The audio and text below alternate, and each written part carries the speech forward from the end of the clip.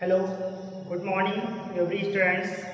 आज हम क्लास 10 में बायोलॉजी में जो हम पढ़ रहे हैं, इस समय हमारा टॉपिक चल रहा है स्वपरागण और परपरागण। तो उसके बारे में पढ़ चुके हैं और उन दोनों में अंतर भी पढ़ चुके हैं। आज हम स्वपरागण और स्वपरागण से क्या लाभ हैं और क्या हानियां हैं। आपसे एग्जाम में प्रश्न पूछा जाता है कि स्वपरागण के लिए आवश्यक अनुकूल या आवश्यक अनुकूलन क्या है तथा इसके क्या लाभ हैं और हानियां हैं।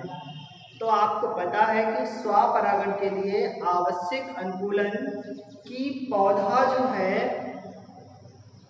कैसा होना चाहिए, यानी पुष्प द्विलिंगी होना चाहिए और दोनों यानी पुष्प द्विलिंगी होना चाहिए। साथ ही साथ पुष्प के जो नर भाग पुंमंग और मादा भाग जायांग हैं, उन दोनों का एक साथ परिपक्व होना भी जरूरी है।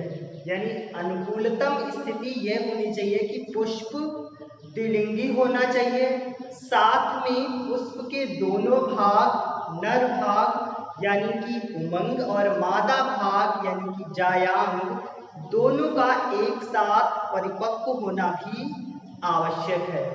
इसके साथ साथ स्वपरागण के क्या लाभ हैं और क्या हानियां हैं। तो आइए, आज का हमारा वीडियो इसी पर आधारित है। तो सबसे पहले हम देखते हैं स्वपरागण से लाभ, यानी क्या फायदे होते हैं स्वपरागण के। तो पहला पॉइंट है कि स्वपरागण में यानी पुष्पों में स्वपरागण एक आसान तथा निश्चित घटित प्रक्रिया है, जिसके कारण पौधों का वंश चलता है। यानी जो स्वपरागण है ये पौधों में स्वतः ही होता है और इस प्रक्रिया के कारण पौधों का वंश जो है यानी वंशावली जो है निरंतर चलती रहती है। यानी एक पुष्प जीवन काल पूर्ण होने के बाद नया पौधा उगता है, नए पुष्प आते हैं, फिर स्वपरागण होता है, फिर नया बीज बनता है, फिर नया पौधा बनता है, नए पौधे से फिर पुष्प आकर के स्वपरागण होता है। यानी कि ये प्रक्रम लगातार चलता रहता है। इससे पौधों की जो वंशावली है वो लगातार चलती रहती है। साथ ही साथ ये प्रक्रिया होती है, यानी स्वतः होती है, अपने आप होती है। इसलिए ये सबसे आसान व जो है निश्चित घटित प्रक्रिया है, यानी निश्चित रूप से ही अपने आप घटित होती है और आसान भी है। इसके अलावा दूसरा पॉइंट देखिए क्या फायदा है। स्वपरागण के लिए किसी बाह्य माध्यम की आवश्यकता नहीं होती है। यानी आप पढ़ चुके हो कि स्वपरागण में जो पौधे के नर भाग और मादा भाग इस प्रकार से व्यवस्थित होते हैं कि नर के जो परागकण है वो मादा की जायांग यानी मादा के पास पहुंचने के लिए या नर के जो परागकण हैं वो आसानी से वर्तिकाग्र तक पहुंच जाते हैं। तो जब आसानी से परागकण वर्तिकाग्र तक पहुंच जाते हैं तो उसमें किसी साधन की जरूरत नहीं होती है। जबकि परपरागण में क्या था कि उसमें साधन यानी कीट पतंगे वायु जल इस प्रकार के माध्यम की जरूरत होती थी, परंतु इसमें कोई माध्यम की आवश्यकता नहीं पड़ती है क्योंकि उनके जनांग ही इस प्रकार से व्यवस्थित होते हैं। इसके बाद तीसरा पॉइंट, इनको परागण के लिए दूसरे पुष्पों पर निर्भर नहीं रहना पड़ता। यानी आपको पता है कि स्वपरागण में एक अनुकूल परिस्थिति है कि दोनों पुष्प के दोनों भाग यानी कि नर भाग और मादा भाग दोनों का एक साथ परिपक्व होना जरूरी है। इसलिए जब पुष्प के दोनों भाग एक साथ और एक ही पुष्प में या एक ही पुष्प पर लगे दूसरे पुष्पों में परिपक्व हो रहे हैं तो उन्हें किसी दूसरे अन्य पुष्पों पर आश्रित नहीं रहना पड़ता है, क्योंकि पौधे में जो पुष्प है वो द्विलिंगी है, पुष्प में ही दोनों लिंग उपस्थित हैं, इसलिए किसी दूसरे पुष्प की जरूरत ही नहीं पड़ती। इसके बाद अगला पॉइंट, कीट पतंगों को यानी कीट पतंगों को आकर्षित करने के लिए रंग, गंध, मकरंद उत्पन्न करने की आवश्यकता नहीं होती है। यानी जो आपके स्वपरागण वाले पुष्प हैं, उन पुष्पों में किसी भी प्रकार के कीट पतंगे, बर्रैया, जो बर्रैया बोलते हैं जिन्हें मधुमक्खियां, इनकी आवश्यकता नहीं पड़ती है। यानी इस प्रकार के माध्यम की जरूरत नहीं पड़ती है। इसलिए जो स्वपरागण वाले पुष्प होते हैं वो प्रायः छोटे, अनाकर्षक, सुगंध रहित, मकरंद रहित होते हैं। यानी ये पौधे इतने चटकीले रंग के और आकर्षक नहीं होते हैं, इसलिए इनको, क्योंकि इनको माध्यम की जरूरत ही नहीं पड़ती है, तो ये माध्यम की आवश्यकता ना पड़ने के कारण इनमें विशेष प्रकार के जो ये उपक्रम है, विशेष प्रकार की जो ये विशिष्ट विशेषताएं हैं, इनको उत्पन्न करने की जरूरत नहीं पड़ती है। यानी विशिष्ट प्रकार की विशेषताएं कि पौधा रंगीन हो, चटकीले रंग का हो, पौधे में सुगंध हो, जिससे पुष्प को देख करके परागकण हो, मकरंद हो, इन सबको देख, यानी मकरंद हो, परागकण पर मकरंद हो, जिनको देख करके जो है कीट पुष्प की ओर आकर्षित हो, ये सब करने की जरूरत या आवश्यकता नहीं पड़ती है। इसके बाद अगला पॉइंट, स्वपरागण द्वारा पैतृक गुणों को बनाए रखा जा सकता है।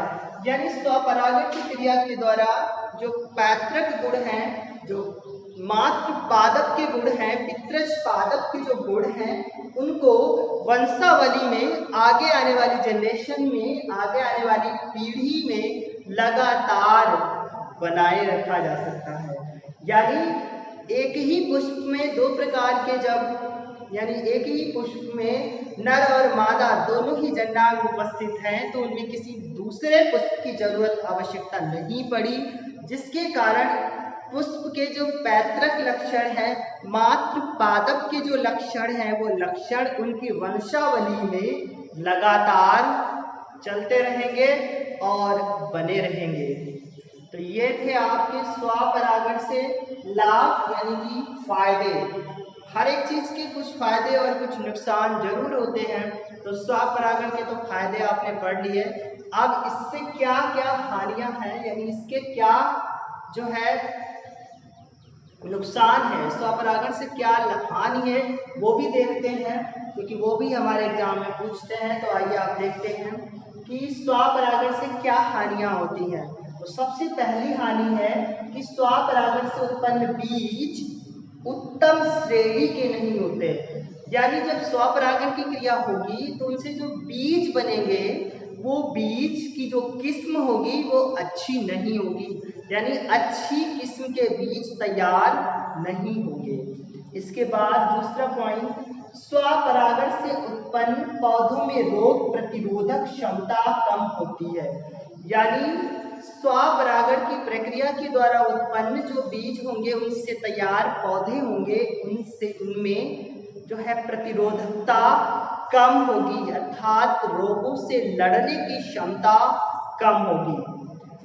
क्योंकि एक ही प्रकार के पौधे हैं, एक ही प्रकार के पौधों की किस्म है। जब हम अलग अलग पौधों के प्रकार की किस्मों के साथ में जो है जैसे आप एक संकरित बीज को बोइए और एक देसी बीज को बोइए, तो देसी बीज में ज्यादा रोग लगते हैं, उत्पादन भी कम होता है, उनसे उत्पादित फसलों के जो बीज होते हैं उनकी भी जो है अच्छी जो है गुणवत्ता नहीं होती है, क्योंकि वो देसी बीज होता है। और जब हम उसके स्थान पर हाइब्रिड बीज यानी संकरित बीज का प्रयोग करते हैं, तो संकरित बीज से उत्पन्न जो उत्पादकता है वो अधिक होगी, उत्पन्न बीज की जो क्वालिटी होगी, गुणवत्ता, वो भी अच्छी होती है, क्योंकि उसमें दो अलग अलग किस्मों के जो है गुण आते हैं, और वो प्रक्रिया जो है संकरित यानी हो जाती है, और संकरित हो जाने के कारण बीज भी संकरित हो जाता है, जिससे फसल की उत्पादकता बढ़ जाती है, रोगों से लड़ने की क्षमता अधिक हो जाती है।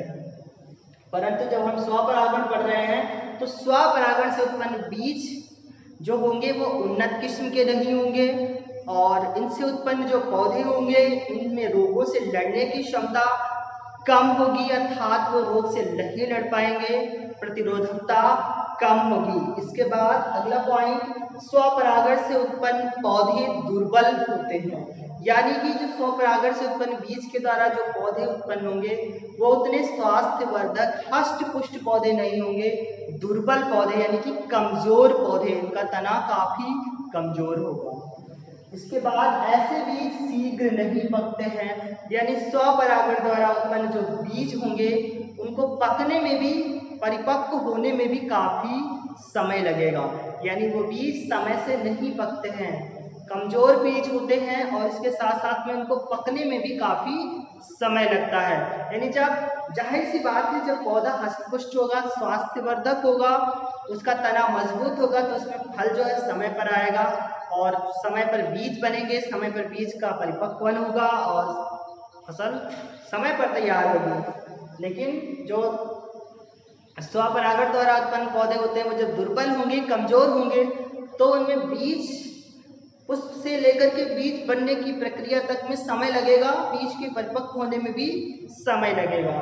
इसके अलावा अगला पॉइंट, स्वपरागण द्वारा नई जातियों की उत्पत्ति नहीं हो सकती है, यानी इसके द्वारा किसी नई किस्म या किसी उन्नत नई किस्म का तैयार नहीं किया जा सकता है, क्योंकि जब हम अलग अलग किस्मों के पौधों के बीच में, यानी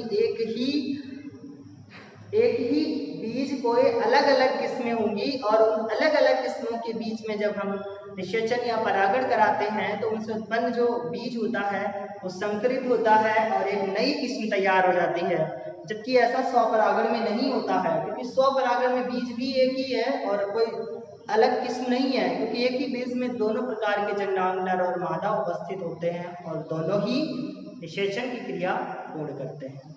तो ये थी आपकी स्वपरागण से हानियां और स्वपरागण से लाभ, तो दोनों समाप्त होते हैं। आप अपनी कॉपी पर दोनों को ही फेयर करना।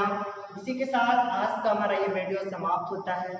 आपसे मिलते हैं अगले वीडियो में एक नए टॉपिक के साथ।